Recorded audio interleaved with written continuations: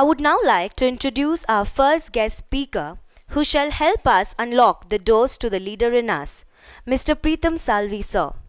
Sir, may I have your permission to begin? Thank you. Sir is engaged as a senior business manager, application sales with Oracle India, and manages dedicated account relationship with organizations across verticals ranging from retail, customer goods, paints, manufacturing, and infrastructure. Prior to joining Oracle, he was with Biba Apparels Private Limited as a zonal manager operations West, wherein he led the development of Biba's retail operations across the EBO, MBO, and the Shopper Stop e-commerce channel, which substantially contributed to its growth through operational excellence, new store location identification, and store launch activities. He has previously worked with several retail and FMCG organizations, namely Lifestyle International Private Limited, Shoppers Stop Limited, Godrej Consumer Private Limited, and Cadbury India Limited, where he led implementations and engagements focused on the corporate strategies and contributed to support and improve functions like sales, marketing, operations through the various assignments undertaken. He has spent over 4 years in independent business, mostly in education and business consulting. During this time, he set up a trust and society with focus on vocational and corporate training on self-sustaining format.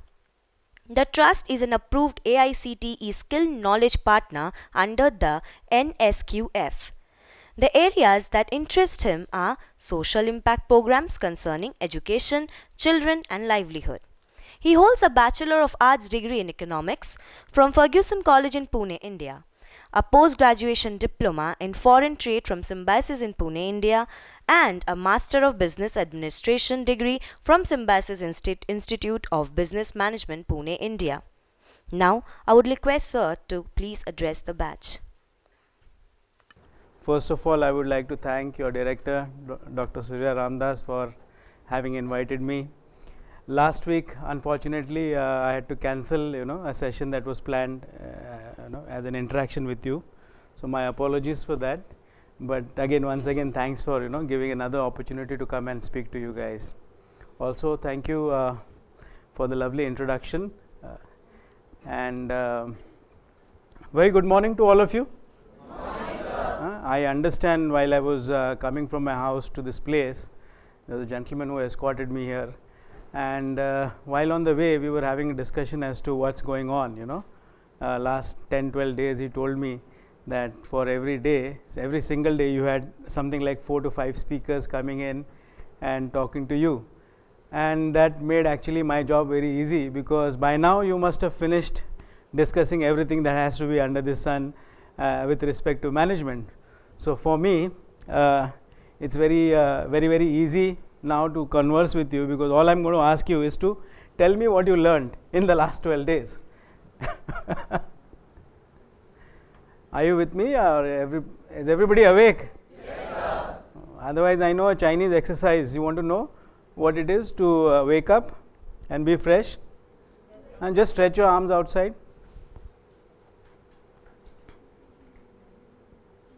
And do this. Do it 5 times.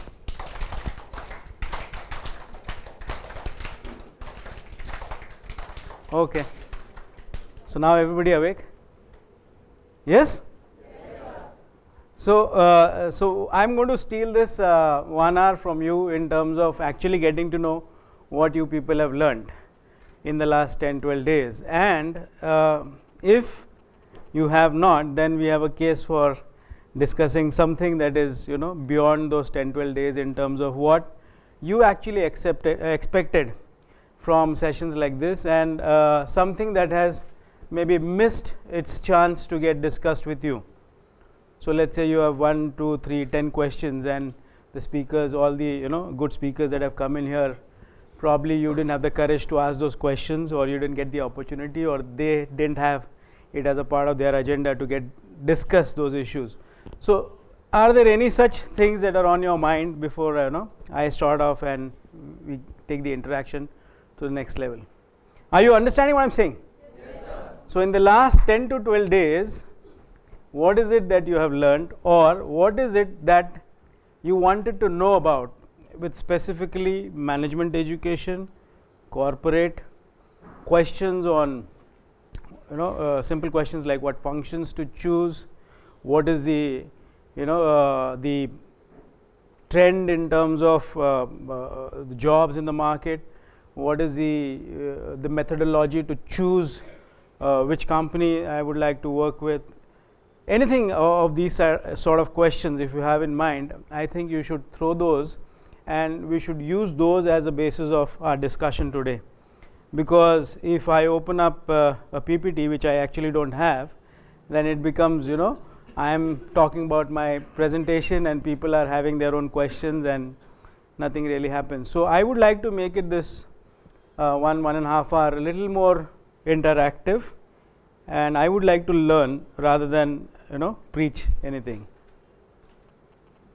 So I need one volunteer who will use the whiteboard and who can summarize whatever is being discussed here. Yes. So what did you learn in the last 12 days?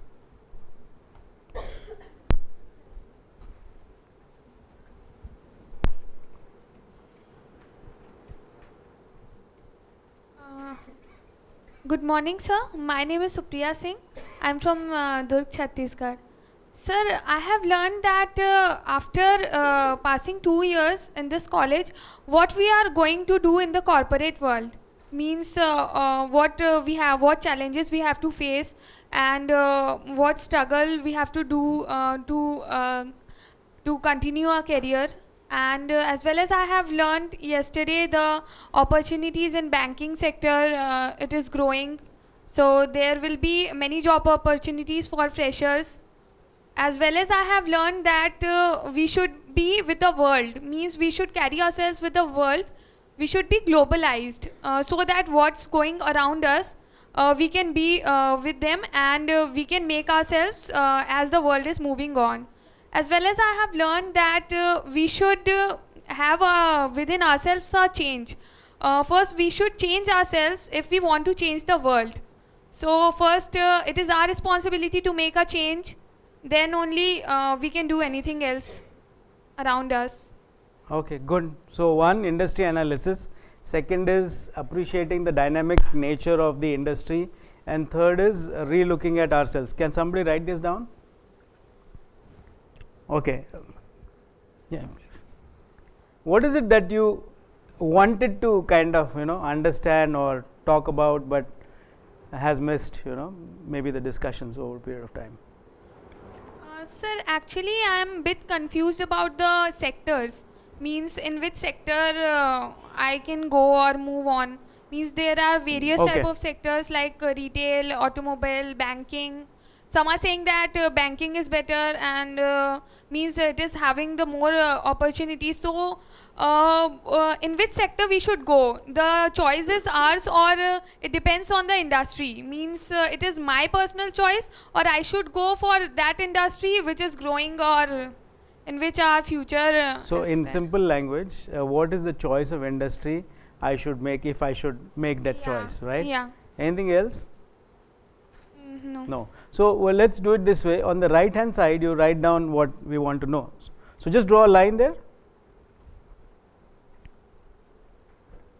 So industry choice on the right hand side. We'll take maybe 5, 6 and then I'll start off. So what is the first one? The different dynamics of the industry, changing oneself or adapting.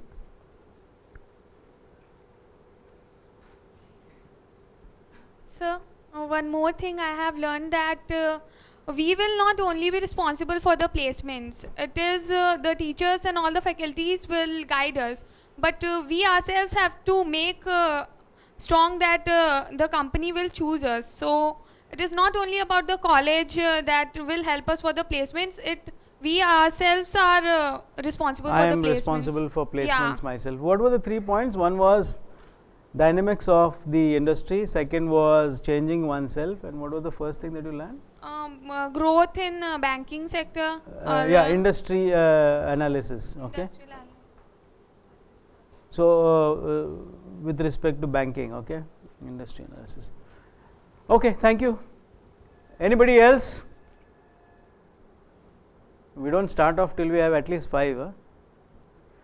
And the boys are all sitting quiet.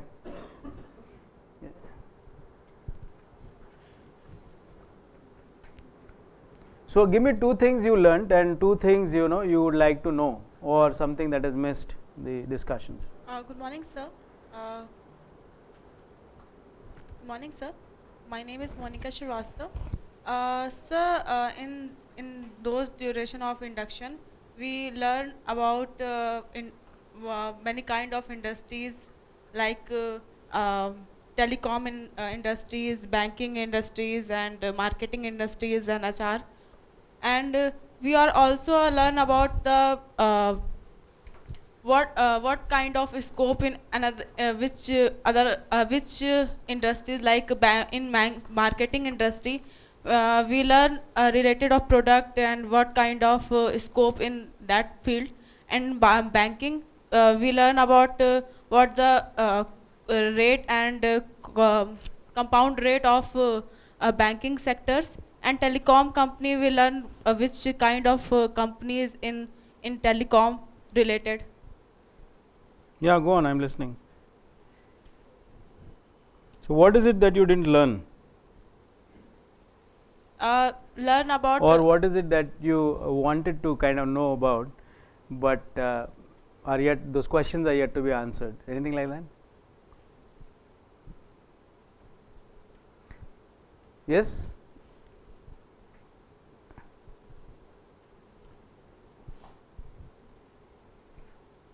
Good morning, sir. My Morning. name is Monica Sahu. Sir, I wanted to ask one question. As we know that most of the stores are going online today, but they are still means like they are in bricks and mortars, like there are stores also and they are online also. And most of the time, the online stores offer much cheaper price than the stores. So I wanted to ask that isn't that hampering the footfalls in the stores, or like distributors, retailers? Okay, so is online hitting the traditional established channels? Yes. Correct? That's your question. Anything else you want to ask? Is the online channel of buying in the overall omni-channel arrangement affecting the traditional channels of distribution or buying, whatever? Yes, anything else, Monica? No, sir. Thank you. That's it? Anybody else?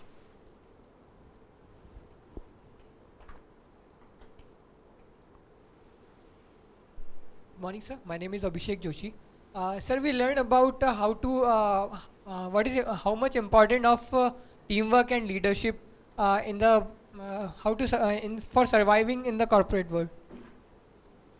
So you learned that. So what do you want to know? Still learning for that. No. So that is what you learned. But is there anything that is, something that you wanted to ask or you've been thinking about and it's not got discussed as it, and you would like to know, and maybe I can attempt to answer it? Nothing?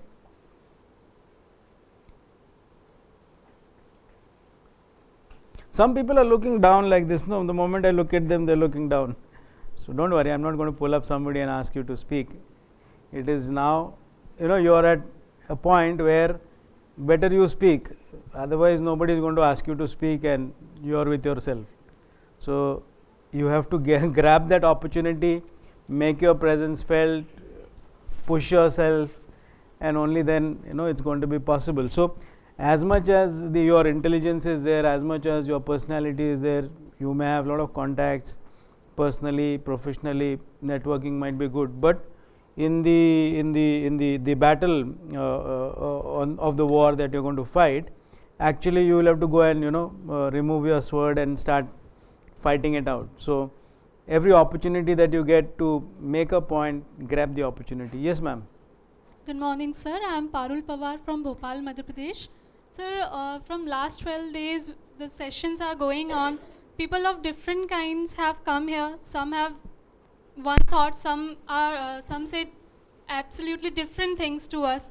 So, sir, I'm in a thinking process that some people have said that in a corporate world, if we have to be successful, then we have to mold ourselves in many ways. And some has said that it is not like that. We have to follow our thinking. We don't have to change our thinking or mold ourselves and be yourself. Whatever you are, present it that way only to the corporate world or to the world in business or anywhere we work. So, sir, I'm a bit confused that what is the pedagogy or methodology to be followed to be successful and be ourselves at the same time. Okay, good. Any other question you have? No, sir. That's it. We'll answer that.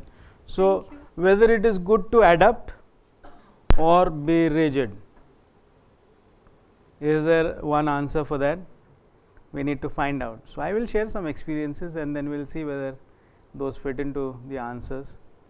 Yes, anybody else? Okay, we have, oh yeah.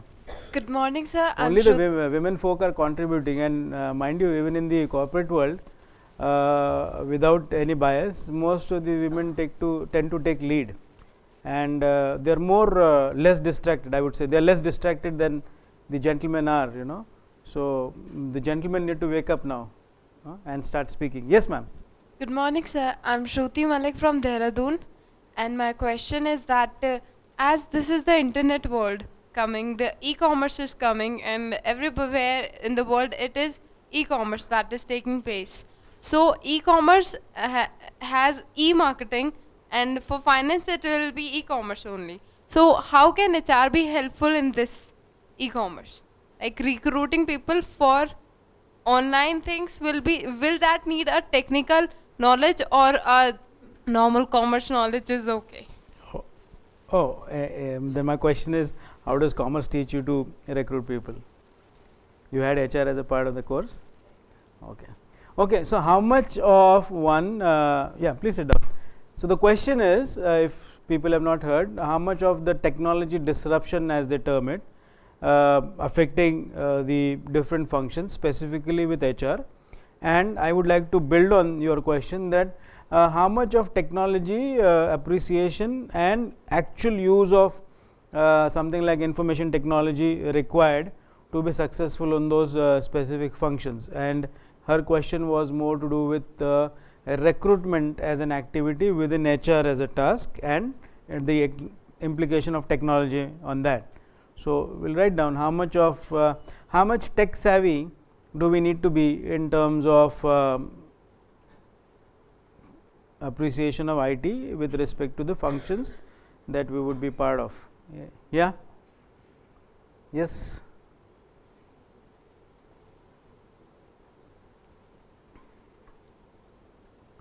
Yeah, we will take all the questions, don't worry, give it to the gentleman, let the man speak. Good morning, sir. My name is Kilol Ved. I'm from Jamshedpur. You're Kiran. Kilol. Kilol. Okay. Kilol Ved. So I'm from Jamshedpur, Taranagar. So my question to is, sir, as everything is being changed to e-commerce, e-business, so sir, in future there will be a problem for employment. So there will be problem or there won't be any problem? So there is a fear that which used to be there even when the information technology as the concept came in, that most of the IT would tend to take away jobs from the regular people, and that fear I see is still sustaining over a period of years. That's what your question is, no? So yes, how much is the impact of e-commerce and technology in terms of jobs? Okay. Anything else you would like to ask? No, sir. Okay. Thank you, sir. Have you got that?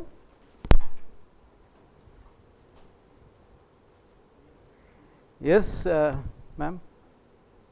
Good morning, sir. My name is Shetal Janawat. I'm from Indore. My question to you is, many speakers earlier said that you have to keep your attitude positive in corporate world all the time, and many said that it's not possible to keep to be positive all the time. So what should we do then? Okay. So you're saying professionally or personally? Professionally. professionally. Any example you have of what you are saying for me to understand what exactly is the question? See, because personally all of us will have our own attitudes, and we are already what, past 20 years we've been in the same mold. So it's very not very difficult, but it's very challenging for us to completely look at life the way other people want us to be. And also at some point in time we start liking the way we are, and it's not ego, but we have developed our own personalities the way we would like ourselves to be, and there is no reason why you should just change because you want to do a job and suddenly have a change in you.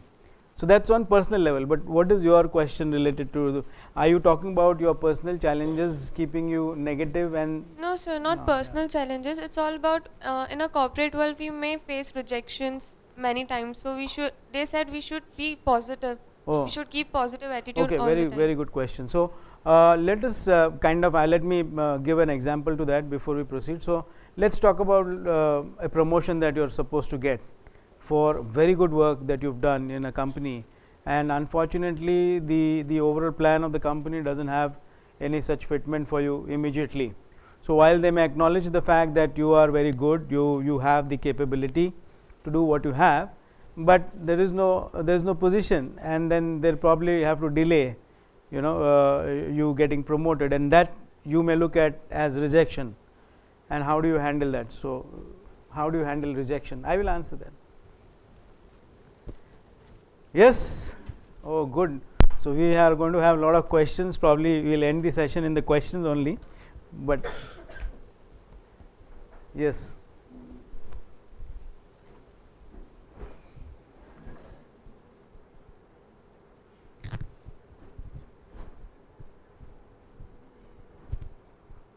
Good morning, sir. My name is Kishore Kumar Singh from Ranchi, Jharkhand. Sir, many companies are coming to India. It is good for us, but some problem will be also arises, like environmental problem or such things. Companies are thinking about that. Why do you think so? Do you know of any specific issue like that? Sir, many employment we will get, but some problem is there. No, global warming. I understood your question. So yes. There is a possibility. His question is: there is a possibility that a lot of companies come into India and they start working, and as a result of that, there is a possibility of pollution and effect on environment, creating all kinds of issues in terms of the natural resources, etc., etc. That's what your question is, right? So will it affect? But my question to that is that do you have a specific issue that you've come across which raises this concern that you have, or this is something that just came to your mind? Because from what I know, I work in Mumbai, and my office is at BKC, Bandra Kurla Complex. There is a river that passes through Bandra Kurla Complex which is called as the Mithi River, and if you actually go and see that river, it is almost like a nala. So everybody, whatever excess of dirt and whatever is there, it's all getting thrown into that river, and it is no more a river actually. Even if you go and see, it's more of a nala. It's not a river. So, and I don't think the impact is because of somebody else from outside coming and doing business here. It is something to do with the local people only who have not understood these issues. So any example that you have that we need to address? No. Yes, sir. Many companies are coming. Many trees or environment get polluted, and global warming will be increased. So I would okay, understood. I'll probably take the case of people who are in Bhopal would know, or Madhya Pradesh, that you had the case of Union Carbide and the leakage, and of course the damages out of that. You have the case of a lot of these renewable energy companies which are cutting down trees to actually set up the windmills and generate electricity, which is actually contradictory to what they should be doing. Now there also I think their Indian counterparts or our implementing agencies in the country should probably be looking at those issues from a policy framework which justifies as to what kind of operations they should get into. But if you look at most of the multinationals, whether they are in the US or other parts of the world, today sustainability, I don't know if you've read about it, sustainability is becoming very, very important, and most of the companies are inclined not only through their corporate social responsibility objectives, but even otherwise in terms of making sure that they are concerned about the environment, concerned about people, animals, forest, etc., in terms of how they would like to lead their agenda of the business. Most companies are responsible, so there is no I mean, I don't see an immediate threat, and so even because you don't have a specific example that you're looking at, we'll probably not take it here. Anything else? Yes. Good morning, sir. My name is Shilpa Ahuja. I'm from Nagpur. Sir, as we are told to follow our passion, but at times our passion doesn't pay good. So should we compromise with our job, or should we do something that pays good? Okay. So choice between what is available to do and what I want to do. Available and what I want to do probably could be your passion, liking, interest, competence, acquired, born with, whatever. Yes, anything else? Good morning, sir. My name is Sudha Chatterjee from Kolkata. My question to you is, sir, number of e-commerce sites are available today and many are entering in the market. So what do you think is most important for establishing companies like Snapdeal? What are the biggest challenge for e-commerce sites? Okay. What are the challenges in e-commerce business, particularly related to retail? Correct? Because e-commerce would have not just the front end, but it would have maybe initiatives in the back end, it will have initiatives which are in procurement, etc. You want to talk about the front end part. Okay, we will talk about it. So you wrote that e-commerce, what are the challenges in setting up the front end e-commerce? Good morning, sir. My name is Vaibhav Pradhan. Sir, I want to ask that what are the important things that we should keep in our mind while choosing the specialization in this PGDM course? Okay, fantastic. What choice? How do you choose a function that you would like to choose? You have any other question? No. Yeah, somebody wanted to speak.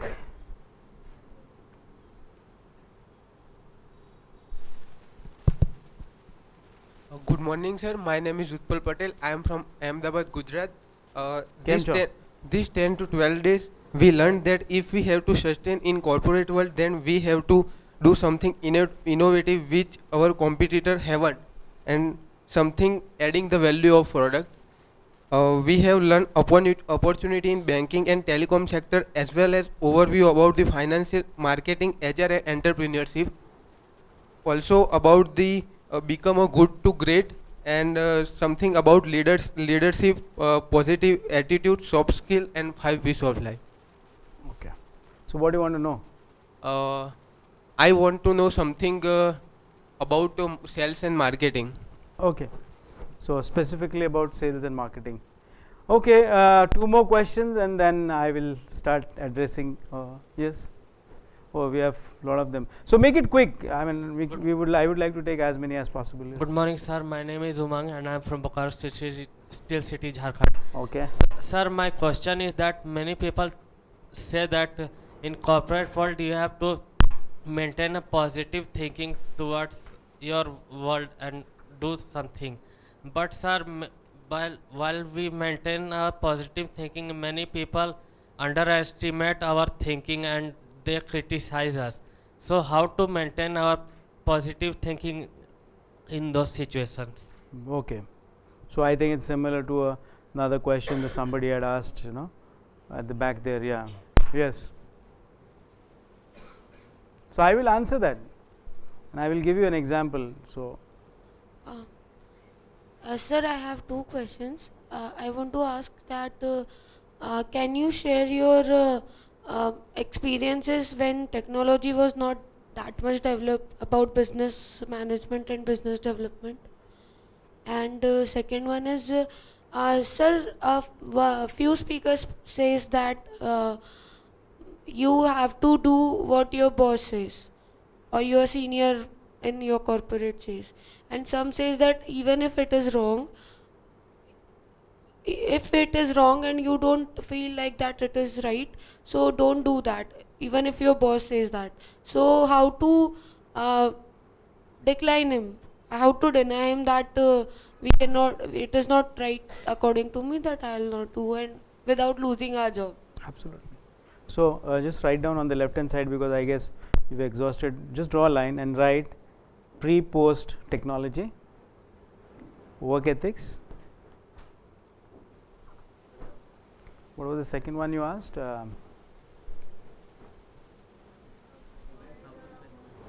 No. Work ethics is what you had asked about. Technology. What was the second question? No, second one.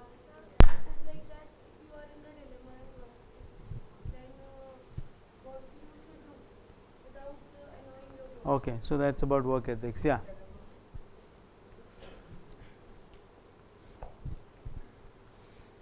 Good morning, sir. My name is Nyanada Bagmare. Sir, I have one question. That last 10 days, we'll see many guests coming and speak with us, interact with us. So some of them have chose their specialization like marketing, and they will work now in finance or HR sector. So will it be really matters that the specialization we chose? You're talking about the speakers who came actually did specialization in marketing, yes, and now are in HR. Yeah, HR or in. But is it that they got pushed into it, or it's what their choice? What was it? No, sir. They means. Which choice? Yeah, by their choice. Okay. Or, by the situations they. No. Situation is different. Situation is I don't have a job.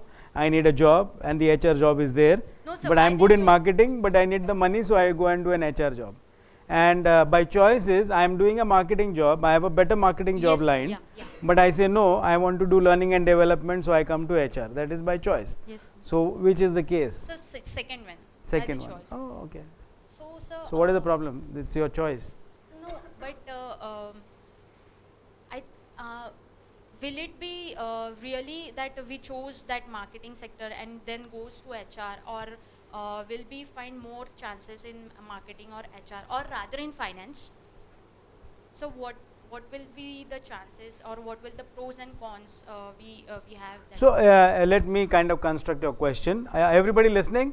Yes. So her question is, you can sit down, is that there are multiple functions available. You may choose to get into a function of your choice, and you're probably doing well, but now you want to look at other opportunities, and then if that is the case, is it possible, is it good, is it not good to do that, and how do we kind of decide whether I should move into another function or stay with mine, where is the opportunity? From what I see, this question is more of not being able to decide either ways, what kind of function I want to kind of be in, and we'll answer that while we answer some of the other questions. If it doesn't get answered, any of these questions that you asked, if it doesn't get answered, we will have time to discuss that. One last question, and then now a lot of questions are coming, but you can ask them while I'm speaking now.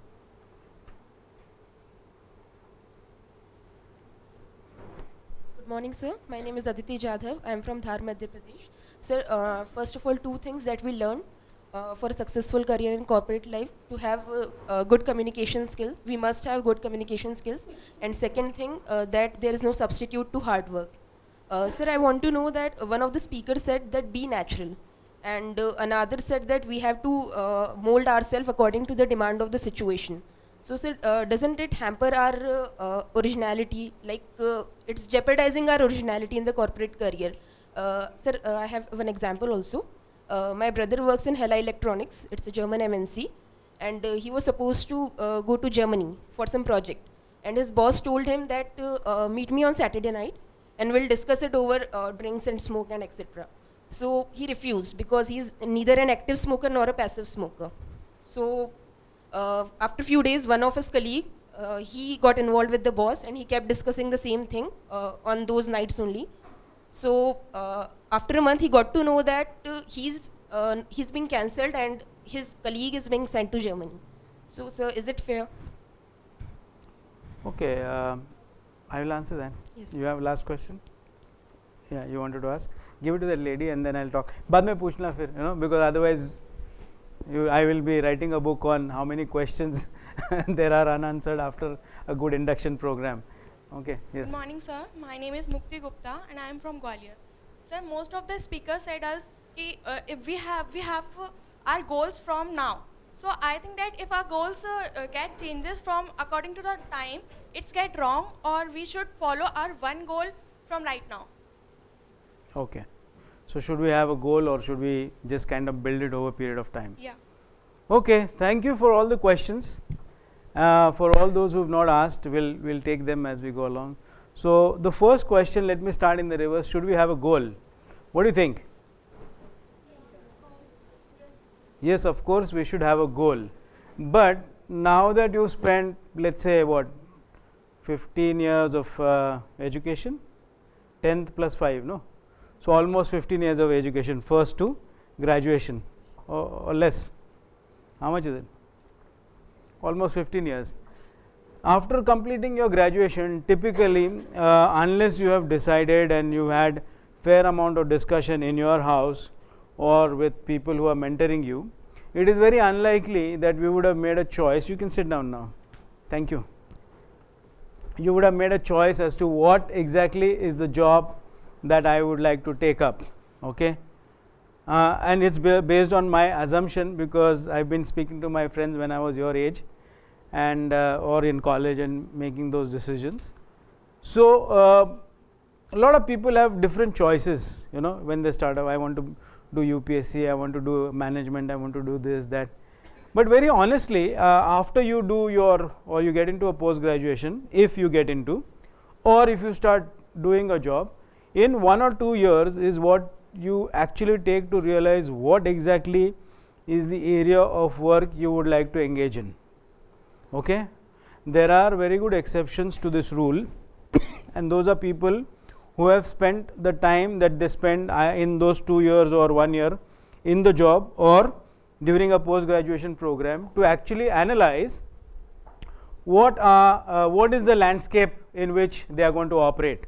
When I say landscape, they are talking about what are the functions available, what are the opportunities available, what kind of engagements they can get into, and what is the market like. Now, it's not a very diligent and very structured assessment, but it goes on information search process where you are talking to your seniors, your parents, your friends, people who have done well, reading a little bit, and you kind of construct, you know, where you want to go. For us, if I were to, you know, tackle that question, now is the opportunity to actually look at, because one, you Google everything, you get to know. You have resources like books, etc., which are available. More importantly, today the corporate life or even the civil services or any kind of industry, people are available at just a phone call, and you can, you know, engage with them through a telephone, get appointment, talk to them, find out whether, you know, what you want to do really falls in line with what the function offers, and therefore is your choice matching, you know, what you would like to do, and then kind of crystallize your goals. So you will start off with multiple goals. So when I was in college, I always felt that I want to do something more creative, something that is, you know, slightly glamorous, something that, you know, makes me introduced to people more than, you know, the normal set of people I would interact with. So my first choice was, can I look at, you know, entertainment industry? But the entertainment industry at you know, maybe 10-15 years ago was not so easily accessible as much as it is today. So what was the closest choice? That through formal education, advertising is possible. Once I get into advertising, maybe I can, you know, jump into the creative side and then move on to something that I would like to do. That's a logical choice. So the goal primarily is to do something that keeps me happy, you know, be in the more people oriented kind of a job. But if you break it down or make it very objective, you see that you have choices you can make. Either I can join films, okay, become an actor. I can join films, I can become maybe a producer, executive. I can join films, maybe I can become a director. And then you make the choice of inputs that you would like to take. Okay, so then probably you want to join FTII or something to do with films. But if you've chosen something else, then from MBA the only choice was that I get into the same function through another route.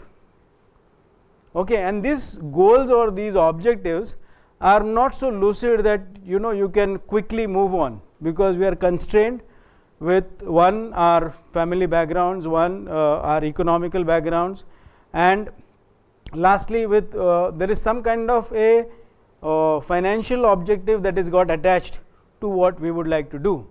So unless you are able to completely break away from that and say, no, I would like to pursue this dream of mine to work in a particular sector, no matter what, I would like to be like a Ranbir Kapoor doing a travel show from one ship to another ship, and that's my career.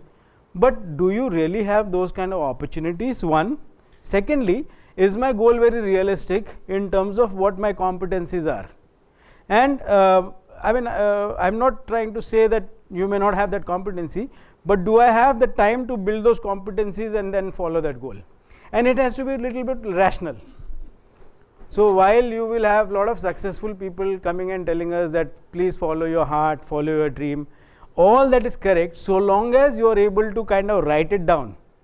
And most people that I've been speaking to, students and otherwise, the difficulty in actually decision making of what kind of a goal should I have is because we never write down. We never really write down what I would like to do, what is my competency, what is it, what are the career options that I have. If I choose A, how does it connect with the larger goal that I have, and can I make that choice?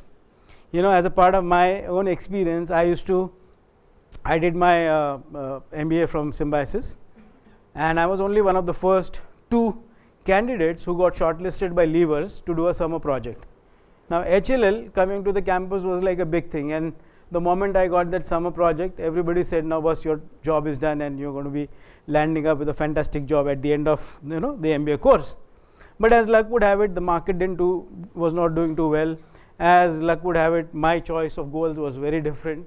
So the moment I finished my MBA program, I got into a company which was selling hot roll coils. You know what hot roll coils are? It's steel.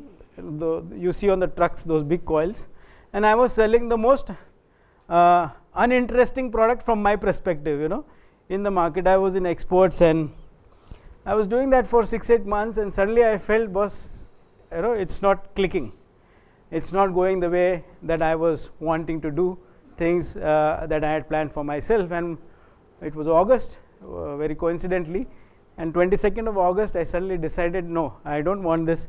And it was my first job from the campus, so it was good pay, good, we had a house, they had given me a house, they had given me a car which was shared between 2 people, and I just left the job and I came home without any job at hand or nothing to do at all actually.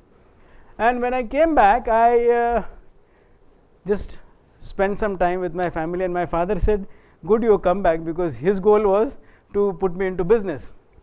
So again, see, his goal was to put me into business. He had bought a machinery of plastic reprocessing. So from steel, I went into another product which I really didn't like, but it looked like, it kind of was a stopgap arrangement. So I started business, and I was doing a business of reprocessing plastic, collecting the scrap and putting it into the extruder, getting out the granules and finding customers for that, and it was doing well. But again, I was not liking it as much. And then I found out reasons why that business could not do better. Rather than doing it well, I found out reasons as to why, what could be the problem, etc. Finally, one day I said, nee yaar, this is also not getting anywhere, because again, it was more of industrial kind of work.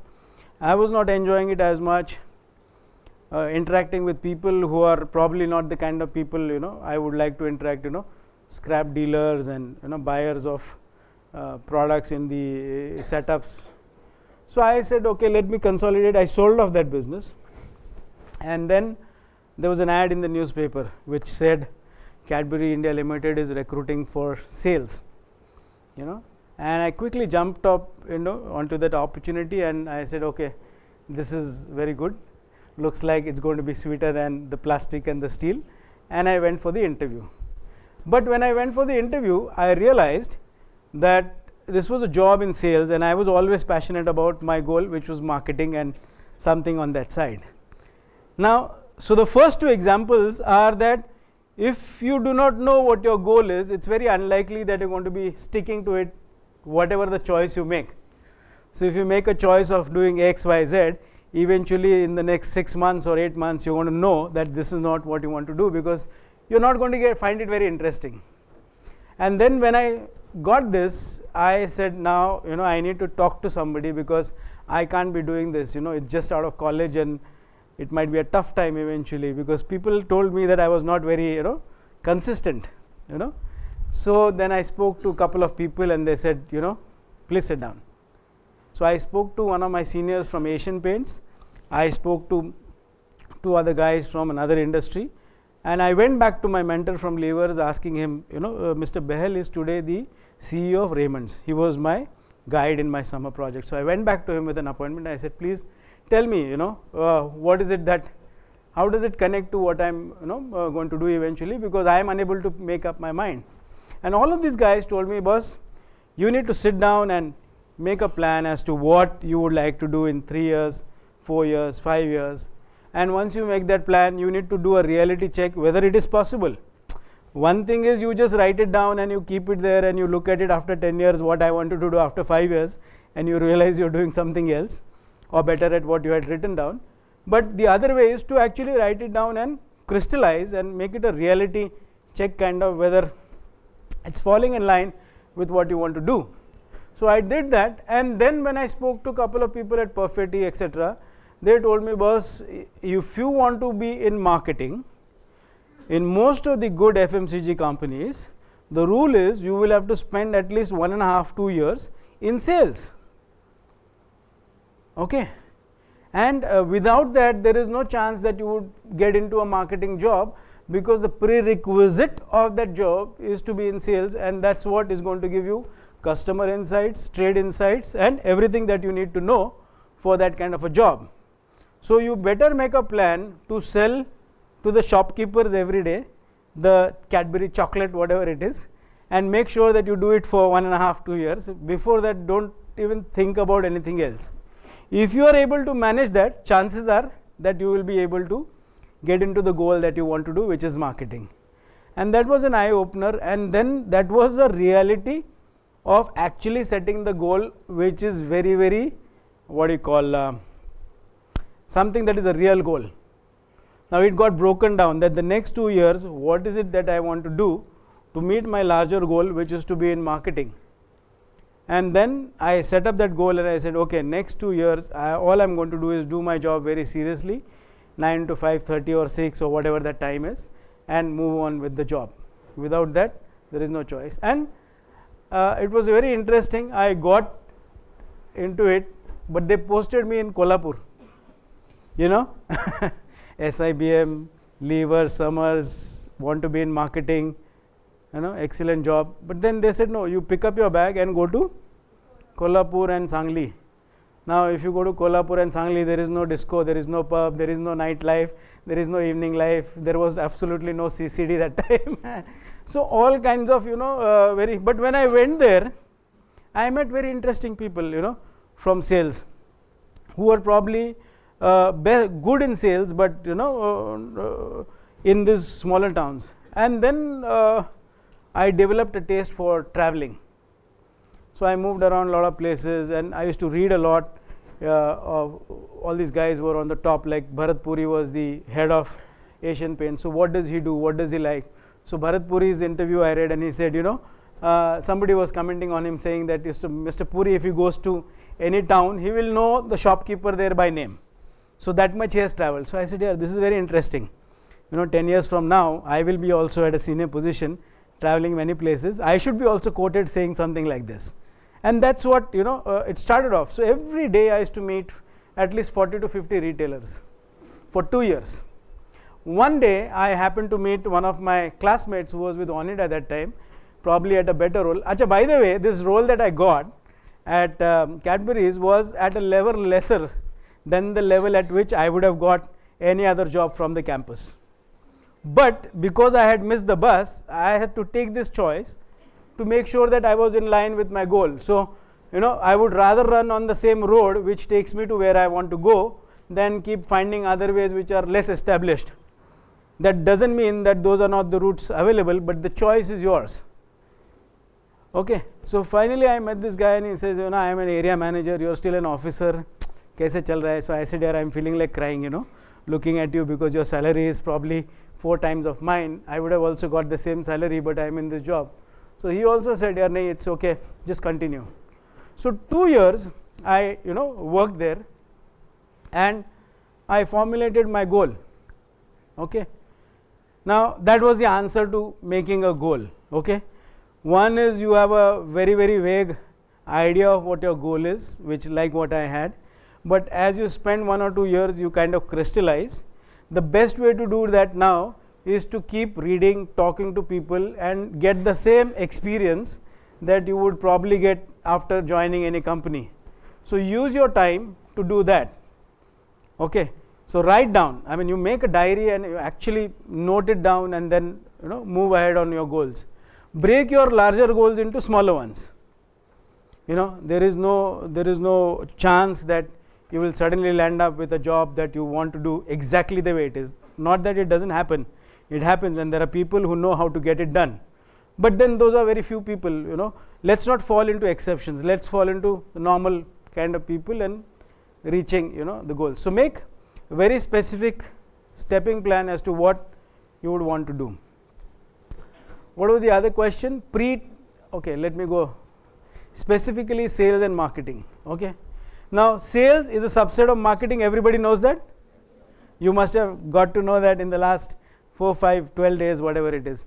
Sales is a subset of marketing. In marketing, multiple companies will have multiple structures. So you may have a company which refers to a sales job as a marketing job. So you see a lot of ads which says marketing executive, but the job is sales. And there will be a lot of companies who talk about sales and the designations might be very, very different. So a company who may call a zonal manager, somebody else will call a territory manager, somebody else will call a regional manager, somebody else will say a GM sales, somebody may call it VP sales. Don't look at that. For that, what is important? There's some question somebody asked that how do I make an industry choice?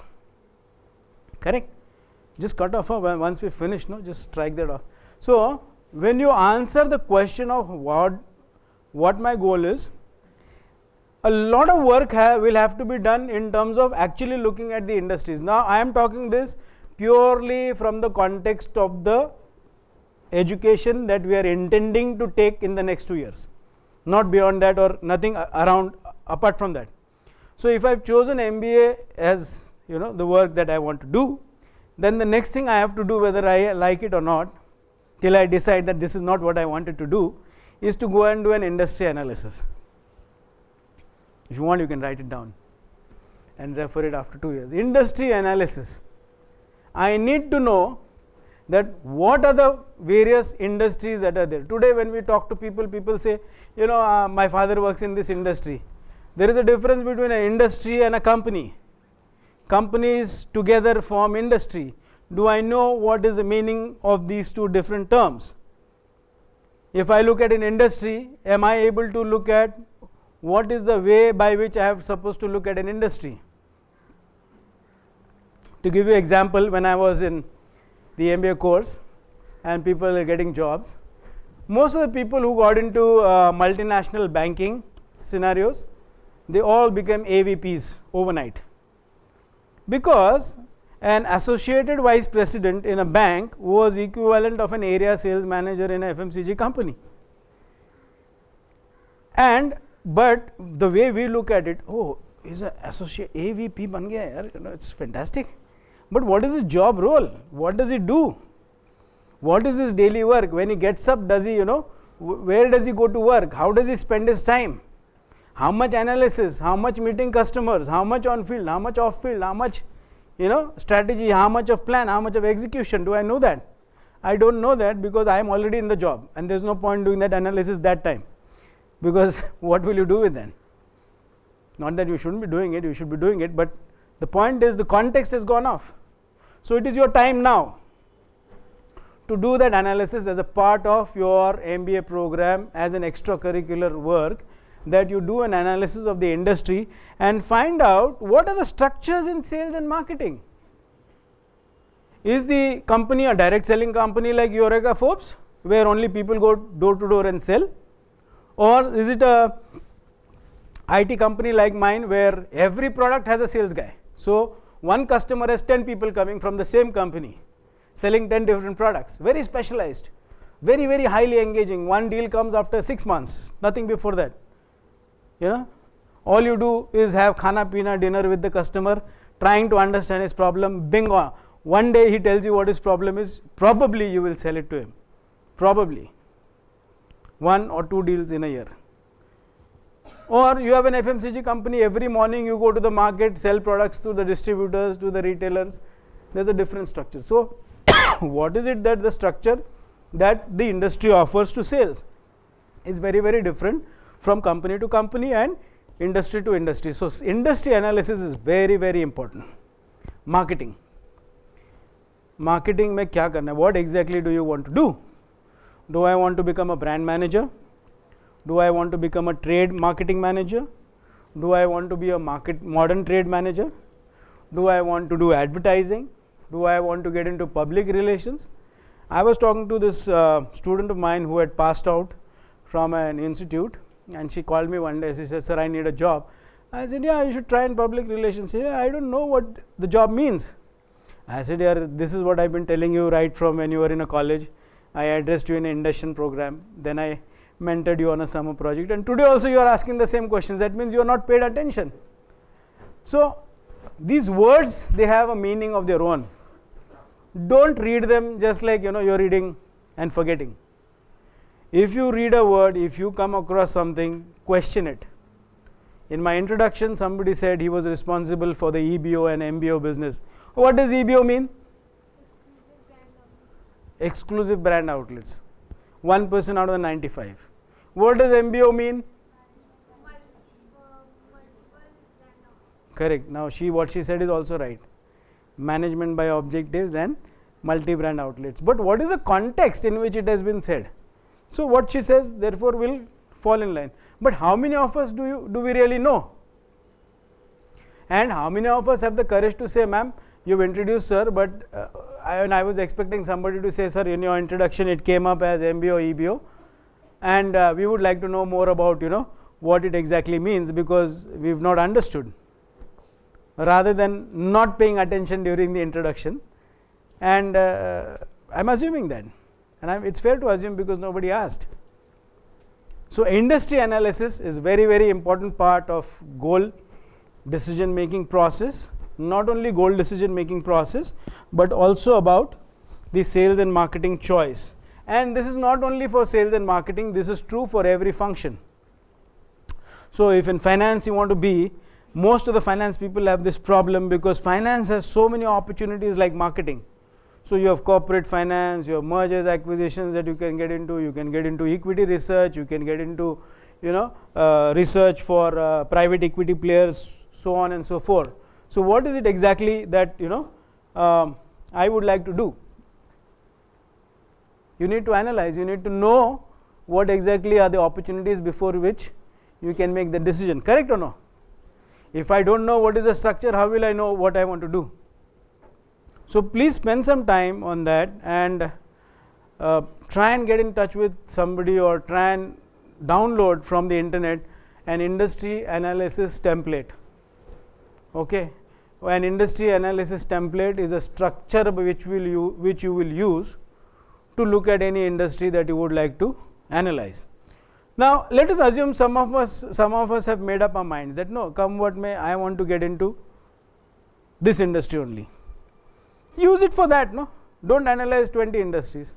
But for those of you who have analyzed and made a choice of function and not of the industry, this is a good one to begin with, and you will have more opportunities. And believe you me, whatever the choice of industry that you make, whether it is IT, retail, FMCG, telecom, whatever, it is good to know for you as a manager, as you grow up and become a senior manager, that you have an opinion on the other industries, because tomorrow you will have to comment on policy making, tomorrow you will have to comment on, you know, what is the strategy that you want to take in the context of how the landscape of business is evolving, and without knowing what's happening in other industries, it is absolutely impossible to do that.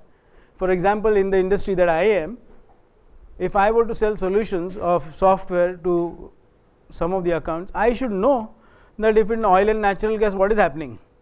I should know chemicals, what is happening. I should know pharmaceuticals is what kind of business, what is bulk drugs, what is formulations, what is growing. Without that, it's not possible. So industry analysis is as important for sales and marketing as much as it is for anything else. Does it answer that question of sales and marketing? Yes? What is the other one? What to keep in mind while choosing our specialization?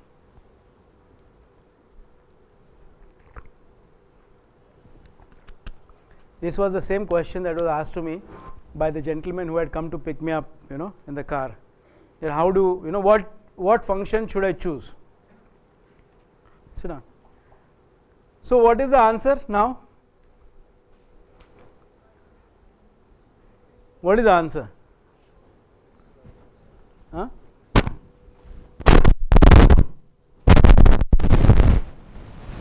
What is the answer?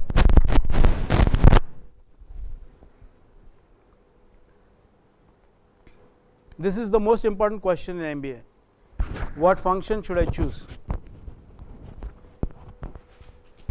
First of all, I need to understand difference between function, industry and company, and I wrote that down while that lady was saying, you know, we had discussions on marketing, industry. Marketing is a function.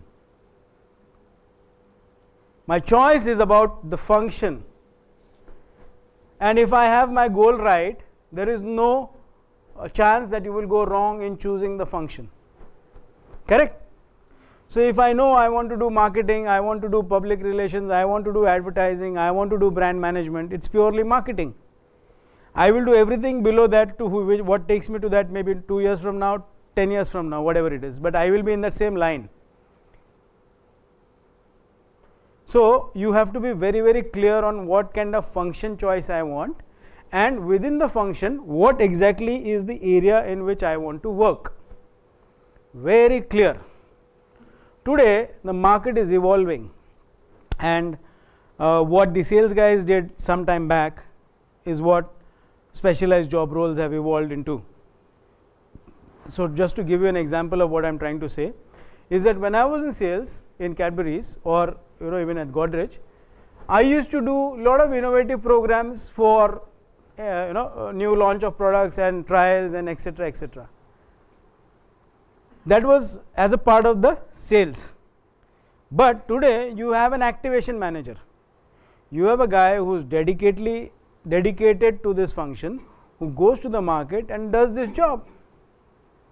You today have a guy who goes to the market and does rural marketing. He is a rural marketing specialist.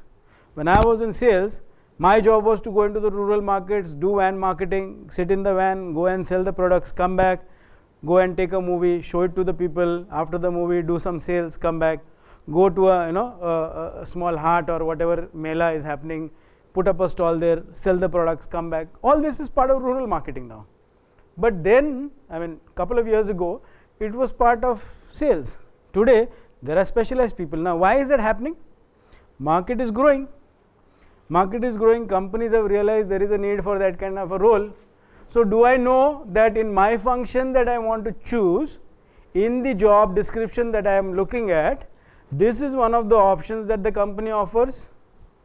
Unless I go and study the company in the industry which I want to be a part of, I will not know.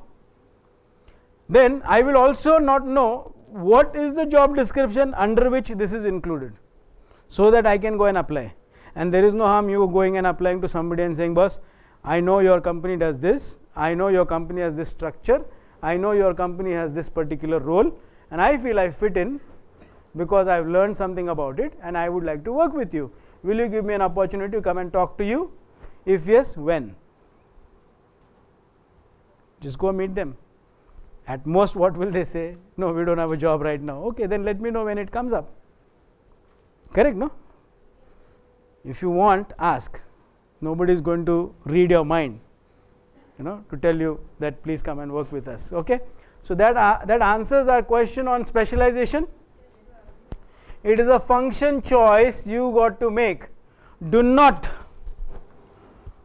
make this choice with reference to opportunities in industry. It is not going to help. That is what I told the gentleman who was with me in the morning, that if you choose, are we running over time? We have time, right? 5-10 minutes, because I have got to quickly cover the others. If you want to make a choice of the function that you want to be in, you will have to first of all make the choice, or rather choose it from your own liking or your own skill sets. I want to do public relations, but do I have acquired skill or the skills that I have born with to do that? If not, then how much time do I need to spend on acquiring that? And then in the context of the industry, how is it going to grow? Today, last 10 years ago, IT was in boom. Today, IT might not be in boom. In the US, the market might be growing. In India, market may not be growing for a particular industry. If you go to China, something else must be happening. So don't make your choice based on what is the industry like, and then therefore what function I should do in that industry. Make a choice on basis of what liking you have for what kind of function. Any industry is okay. It doesn't really matter. What are the challenges in e-commerce? First of all, pre-e-commerce and post-e-commerce, there are a lot of challenges. Okay, when I used to work in sales, the reports that used to come from sales used to be very, very difficult to analyze, because everybody was making them either manually or on Excel sheets. I implemented one IT project in Godrej where I integrated their complete distribution system through an application software, and we used to generate MIS. It was at a click of one particular button. So what time it used to take pre-e-commerce was something like 7-8 days for collating all information. Post e-commerce, just 1 second, because everybody was online all the time. So generating a report of what is sales and what is stock was, you don't have to generate, you have to just look at the report, because everything was online. So there is a benefit of being, using technology. What are the challenges in setting up e-commerce channels or e-commerce sites? While technology has enabled you to sell and access more people, communicate to people much faster than you could otherwise, because every day today people are more on Facebook, blogs, internet than they are on the physical or offline channels, and that is an opportunity. But when I'm most people are looking at this business from let me make an app, mere paas ek idea, I will sell something online, but do I have I given enough thought to create a backend to support that overall plan? If you look at Walmart as a company, everybody says discounting is the position, everyday low price is the positioning, they are giving everything cheap, that's why they are successful. But I read one case study in Harvard where Walmart on some parameters actually was not the most preferred company, and they were preferred only on prices, and the pricing benefit that they got was not only from managing supply chains, but also because of the pricing strategy that they had. So I don't know how many people know, but most of the products that they buy, they have their own markup, how much they want to earn, and that at that price they sell off, rather than mapping it with what competition is doing and how they are selling and then giving the discounts. And that really gives people the most best prices that you have for most of the products, and that's how Walmart has become successful over a period of time, keeping backend and the infrastructure in place, which helps them offer this kind of solutions or this kind of pricing to people. So most of the e-commerce channels today are giving a lot of discounts That also answers the question that whether it is online channel versus traditional channel, do you see a difference? When I was managing the Biba online channel through ShopperStop, I found that by doing some small changes we could increase business from 2 lakh a month to 40 lakhs a month. Okay, but while I was doing that, in the regular channel there was no effect. The regular channels kept growing the way they were. So there is a huge amount of market which is adapting to online, as well as the online the traditional channel continues to be there.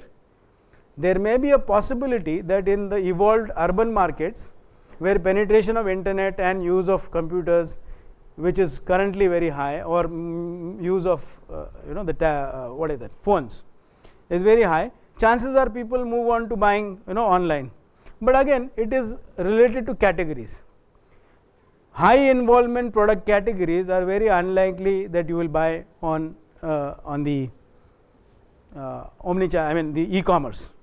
You want to go and see a TV or the car, you want to take the family and see it and drive it and then buy. So most of the pre-purchase decision is happening on e-commerce, but the buying is actually happening and will continue to happen in the traditional channel. So yes, both have more opportunity. Some amount of cannibalization, yes, it is seen in markets where, like Mumbai, you can see that people are now saying, I have to buy 2 kurtis, why do I get to go to the shop? I can just buy it. But if I want to buy a proper Rohit Bal, I will go to the shop. I will go to the shop, I will try it out, and then I will buy it. Whether it is good to adapt yourself or no, adaptability is very important, but you have to decide how much to adapt to. So this question of drinking and smoking, see, you can't be so choosy also. Come and join me for a drink. Yes, you have your liquor, I will have my soft drink. You smoke, I don't need to smoke. And nobody is going to say, boss, you got to drink this first and then I will talk to you. No, it doesn't happen like that. People are not so unreasonable. Unless you are working for some kind of company where people are like this, then you are not supposed to work for that kind of a company anyways. But you can't be so specifically saying that I don't drink and smoke, so you don't drink and smoke. It is his individual choice. Now it is up to you. I used to work for Cadbury's, and when I was in Kolhapur, one of the distributors never allowed me to put him additional orders as the choice may be. So I told my boss. So my boss said, see, you need to learn some things. I said, what? He said, you wait, I will come for a trip and I will show you. And then he came one day. So that evening the distributor organized dinner for us at his place. Very rich guy, Jadhav. So we went to his place. He opened bottle of Johnny Walker, and everybody had. No, I'm telling you the truth. And with social drinking, we had good food and all that, and we got to know each other. Then his son came and said, sir, आपने बताया नहीं आप भी लेते हो. बोला आपने पूछा नहीं तो मैंने बताया नहीं यार. What is a great deal? So he said, yeah. And then after that, we never went out to keep on drinking all the time, but that meeting kind of opened up good relations, and I never had a problem to do business. So after that, there was a competition in which instead of selling, let's say 100% of numbers, I did 200% of sale. So I was selling 8 tons of chocolate, and in that competition, I was able to sell 16 tons of chocolates. Now, can you imagine? The sales can't double overnight. So we actually pumped it into the channel, where your channel partners are supposed to cooperate with you. And here is a guy who said, sir, now, he kind of got to know me, being social. So don't be rigid. Don't bring up false values. If you have them, cherish them. So there's another boss of mine.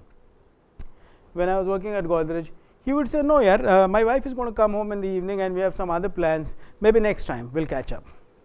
So very, very professional and polite way of saying, boss, sorry, I'm not coming out with you. Can we meet tomorrow morning? Yes. So there is a way to kind of say, no, we can't do it. And there's a way to say, yes, let me adapt. But there's a case of one instance of bribing somebody. So there was no choice, because the guy wouldn't listen and he had to be given money. What will you say? No, my ethics are there, I will not do it. Your boss is saying, boss, don't put it on mail. Will you say, no, I will put it on mail, give me an approval? No.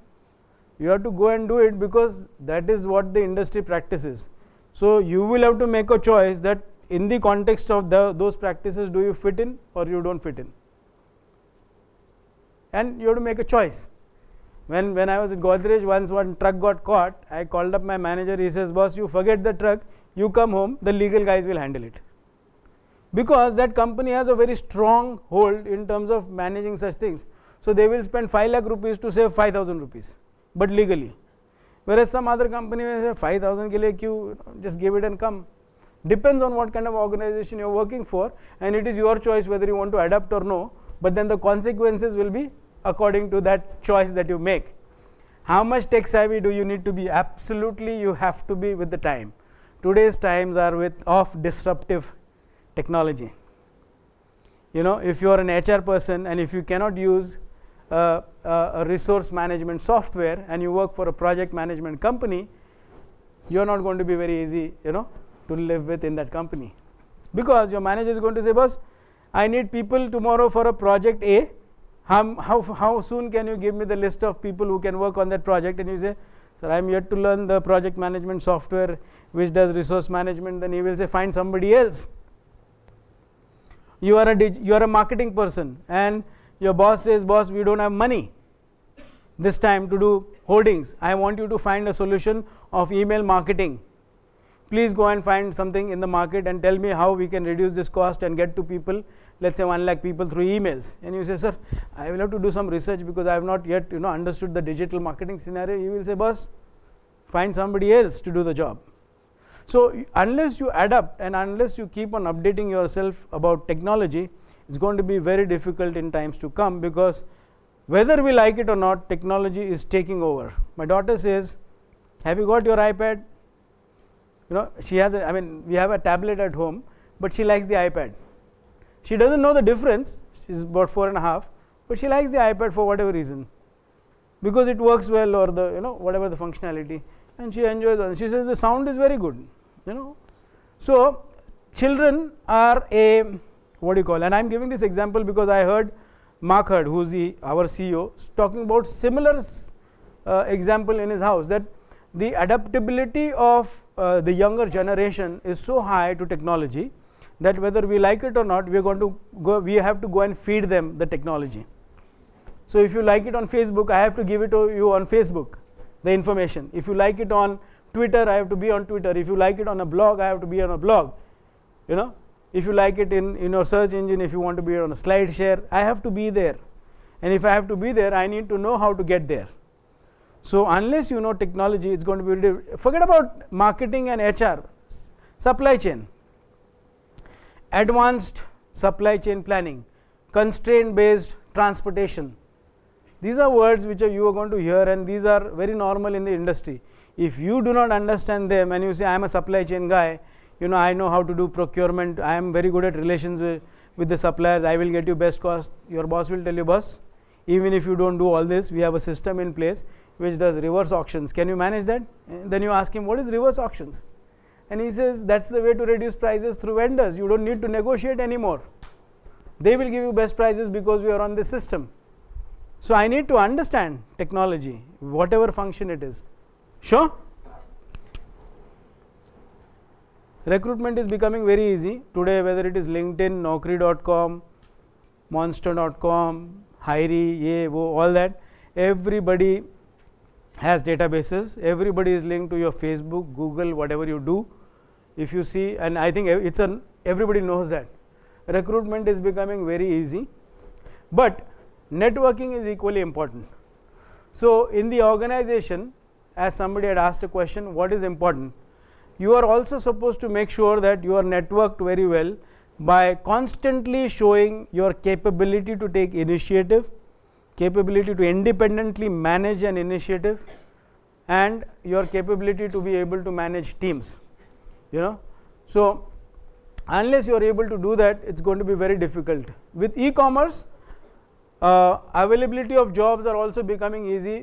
When I first applied for my job after my diploma, the printout of my cover page used to cost about 7-8 rupees for a print. 2 pages of resume, another 14 rupees, so 21 rupees. The envelope for 2 rupees. The postage used to cost about 15 rupees to Bombay. So each application was costing almost 40, 45, 50 rupees. And I had to make choice between where to apply, because 50 rupees was like big money. And if I had to do, let's say, 500 applications, can you imagine? But today you can do 5,000 applications free of cost. Correct or no? So recruitment and getting a job with technology is actually becoming very, very easy. And I always go back to that file from where I used to get, those calls that you've been called for an interview, please come into this, place, etc., etc. And I always keep smiling to myself, how things have changed. So jobs are becoming easy. How do you handle rejections? I did my project. I was in sales. Then I said, Ahmedabad, I used to come every week to Pune, because my family was here. So every Saturday I used to come to Pune. Then one day when my boss was there in Ahmedabad, I made a presentation. We had done some good sales. So on the way to the airport, when I was dropping him, I was networking, and I told him, sir, it looks like I can do something better, than this job. Do you have something in mind? So he says, yeah, would you like to come to Bombay? I said, I will come tomorrow. So he said, not that urgent, but if you're okay, I can think about something. So he called up and he said, there's one project which you would like to do, if you would like to do. And that job was a role without any subordinates. So earlier I was a manager with 9 reportees, etc., 32 crores, 42 crores of sales, and this was a job with no sales attached to it. So there's no way of telling how good I am. There's nobody reporting into you, and you are individually doing that job. So he said, would you like to do? Choices on careers have to be, and if you like it or not, are going to be driven by personal choices. So they're not going to be completely divorced from your personal choice, whether we like it or not. So you got to marry what you like with what you want to do, and make sure that the overall offering is fairly justifiable, fairly good enough for you to kind of be happy. You cannot do too much of a trade-off. You will not like it eventually. So there is no point picking up a career where salary is fantastic, but you are actually not very happy. At the same time, there is no point looking at things like, I like the job, very good satisfaction, but I am not getting enough money. You will not like it. Please find a balance. And if you don't get it right the first time, spend some time and then try to get to that balance with the alignment of the goals that you have. So rejections, so I got this assignment in Bombay. I moved there, I did that project, and at the end of the project, I had joined at a, as I told you, at a level less. So I was expecting a promotion to be in line with my batchmates, and as luck would have it, promotions came and my name was not there. And I remember I was in Delhi doing some project, so on my way back to the airport, my manager in that cab, he told me, see, the list is going to be out, and before you get to know, I would like to tell you that, boss, you've not made it to that list this time, but I assure you next time you will be able to make it. And I was so upset, I was so upset, but he handled it very nicely. So at the airport, we grabbed a glass of beer and he was discussing with me, and he said, you've done well, etc., etc. So I kept my faith in him. How did I handle it? I knew he was a guy who could make the difference. So you have to find, and if you read Al Rice and Jack Trout, you will know that you got to align yourself to somebody in the organization who is your mentor. You got to find people who will tell you what to do, who is your coach in the organization. And so I had my faith in this guy, and I said, boss, I am okay so long as you assure me that you will take care of me eventually. And believe you me, the next year in the midway, when promotions don't happen, they did a special fitment for me. So don't think that the normal course of life will always prevail. No, there are exceptions if you can make it. So in the next 6 months, they made a fitment for me, and believe you me, I can show you the letters. The next round of promotions the next year, I got a promotion also. So I got 2 promotions the next year. And I actually, came at par and slightly above my batchmates. And it was the happiest moment of my life. That I, from where I started and where I could move into, purely by focusing on what I wanted and how I could marry it, my personal choices. So if you think, no, I am not going to do this job because it's not in line with, what I want to do, it's fine so long as you're convinced about it. But I had more priorities on the personal side. So I said I will do this, and that's what. Lastly, to sum up, this gentleman asked me, sir, how you moved from this career to that career, how difficult it is. I was always in love with my function. So today when I tell people that I moved from selling ladies ethnic wear garments to selling softwares, everybody says, how is that possible? Because you've been upgrading yourself. Selling an IT solution is not like selling a rocket science. No, sales process is the same. All you need to know is how does it work, what is the proposition. And it's not just me. When I read about people in Oracle, most of the guy who was most successful, there was a newsletter and he was talking about it, Zach named fellow in Australia. He opened an email account just one day before he joined the organization. So that much, how much he knew technology before he joined one of the biggest technology companies in the world. And rest is history. Today he is probably one of the best sales guys, and he is selling all the most difficult products. But when people talk to him, he said that the only thing that I liked was selling. So I could do everything else that made me become a better sales guy. So that's on it. I think most of the questions we've answered. Have you missed anything? First? Industry choice? Industry choice, I told you, unless you do industry analysis. So I was talking to your ma'am in the initial 5-10 minutes which I spent in the office, and I was telling her that all of you should make a decision that I will pick up 1 or 2 industries and completely analyze them. And your whole period of the first year, you should do good enough research and actually make a compendium. You know what a compendium is? Collect all information related to the industry that you would like to choose in terms of what it offers, what is the information about that industry, and try to segregate it. And at the end of 1 year, you will find that there's so much that you know about the industry that it helps you to make a choice or to look at other industries from the same perspective.